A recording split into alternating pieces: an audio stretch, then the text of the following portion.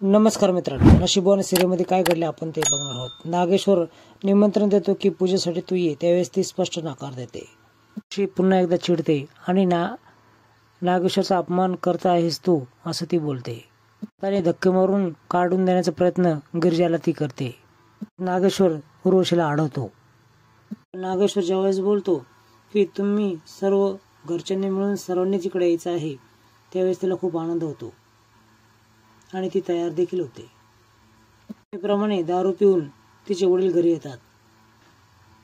तुमच्या 100 रुपयाच्या दारूपायी आपल्या लेकराचा जीव गेला असता असं त्यावेळेस ती भावाविषयी बोलते. तिचे बाबा तिला खडसावून विचारतात की कोणत्या मुलाबरोबर हिंडत होतीस, त्यामुळं गावात मला तोंड दाखवायची देखील लाज वाटते असं दत्तू बोलतो. तिच्यावर हात उगारल्यानंतर गिरिजा तो हात पकडते. आजपर्यंत तुमचं खूप ऐकलं, पण आता ऐकून घेणार नाही असं गिरिजा खडसावून त्याला सांगते. तो खाली पडतो. ती त्याला उचलण्याचा प्रयत्न करते, पण तो हात झटकून निघून जातो. आता तिला खूप मोठा प्रश्न पडतो. 2 बाजू आहेत. एका बाजूला दत्तू जो तिला काहीच विचारत नाही आणि दुसऱ्या बाजूला नागेश्वर जो आपल्याला नशीबवान समजतोय आणि काय खोटं हे तिला कळत नाही. नागेश्वर ज्यावेळेस उर्वशीपाशी येतो त्यावेळेस ती बंदूक साफ करत असते, काडतूस भरत असते. त्यावेळेस ती बंदूक घेते आणि त्याला म्हणते, मार मला. त्या मुलीला तू एवढा भाव देत आहेस, मला तू काही देत नाही, माझा ते अपमान करते, तरी देखील तू तिला लक्ष्मीपूजनाला बोलवतोय. तुझं काय डोक्यात चाललंय ते सांग मला असं ती नागेश्वरला विचारते. मारून टाका असं ती वारंवार म्हणते. ज्यावेळेस तुम्ही गिरिजाला नाणं दिलं त्यावेळेस मी त्या गुरुजींचं नारळं पकडलं असं नागेश्वर सांगतो. त्यावेळेस तुमचं वाईट घडतं, त्याच वेळेस तिचं चांगलं घडतं.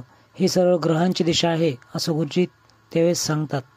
त्या मुलीची पत्रिका पाहून मी सांगतो की ती नशीबवान आहे की नाही असं नागेश्वरला सांगितलेलं पटतं.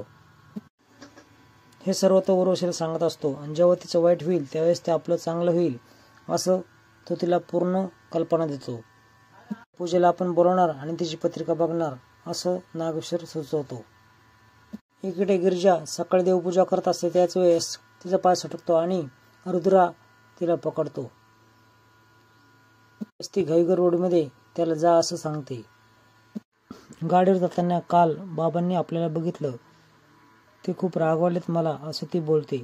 त्यावेळेस मी त्यांच्याशी बोलतो असं रुद्रा बोलतो. त्यानंतर ती नाही म्हणते आणि रुद्रा जायला लागतो. त्यावेळेस दत्तू त्याला बघतो आणि कुणी आलं होतं का असं गिरिजाला तो विचारतो.